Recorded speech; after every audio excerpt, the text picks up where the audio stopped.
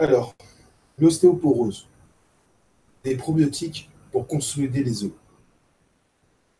L'importance du microbiote intestinal pour le métabolisme osseux chez la souris a déjà été documentée, mais aucune étude n'a encore été menée chez l'homme. Cette nouvelle recherche révèle Lactobacillus ruteli,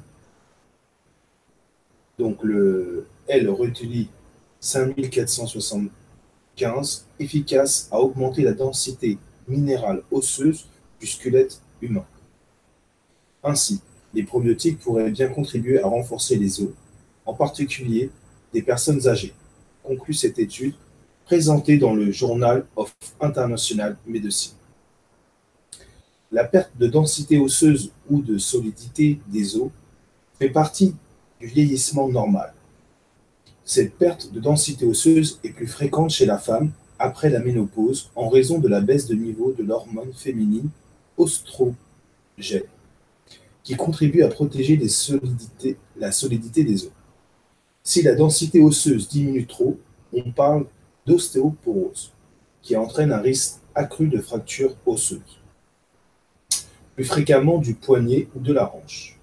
L'objectif de cette équipe de l'université de Gothenburg et de Sahlgrenska en Suède et de l'université de Copenhague était donc de savoir si la prise de probiotiques pouvait contribuer à maintenir la santé osseuse, particulièrement chez les personnes âgées à risque d'ostéoporose.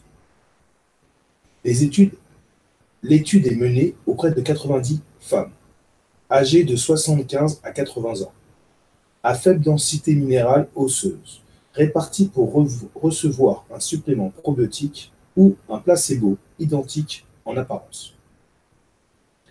Lactobacillus reuteri était le probiotique choisi. De précédentes recherches chez l'animal ayant documenté la souche comme efficace à stimuler aussi la croissance des cellules osseuses. À un an, la densité osseuse des participantes a été réévaluée. Une analyse montre que, certes, les participantes des deux groupes accusent une perte supplémentaire de densité minérale osseuse, mais les participantes du groupe probiotique perdent un peu moins de densité osseuse que les participantes témoins. Alors, précisément, ces participantes présentent une perte moyenne de densité osseuse de 0,83% au cours de la période d'étude, face à une perte de 1,85% chez les femmes du groupe placebo. Donc il y a quand même, on va dire, 50% de moins de pertes, même plus. En moyenne, la différence entre les deux groupes est estimée à 1,2%.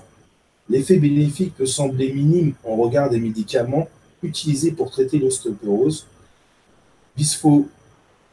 bisphosphonates. Cependant, l'utilisation de probiotiques peut réduire le risque d'effets secondaires rares associés à l'utilisation à long terme de ces médicaments. Ce petit changement fera-t-il une différence significative dans la vie quotidienne d'une personne âgée et aura-t-il un impact significatif sur le risque de fracture? Cela reste à démontrer. Et même si l'effet est considéré comme significatif, il s'agit de préciser à quel âge les femmes et les hommes devraient débuter cette supplémentation.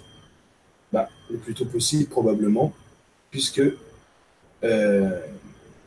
si c'est pris de manière naturelle au cours de l'alimentation, justement dans un style de vie comme on promulgue chez les microbiotes, c'est-à-dire de vivre au milieu des microbes comme on a toujours fait et de se nourrir de produits fermentés, lacto-fermentés.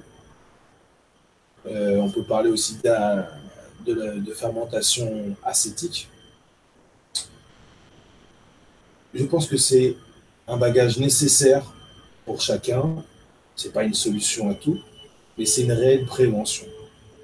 Parce que la prévention, ça passe déjà par l'alimentation. Et on voit que ce qui a déréglé énormément les êtres humains aujourd'hui, finalement, c'est le fait d'avoir consommé un peu tout et n'importe quoi, fait de telle manière qu'on a stérilisé les produits. Il faut savoir que dans les écoles en primaire, au collège, et même avant et probablement après et dans d'autres lieux, les légumes sont javellisés pour éviter toute trace de germe. Est-ce que les ennemis sont les microbes ou notre ignorance?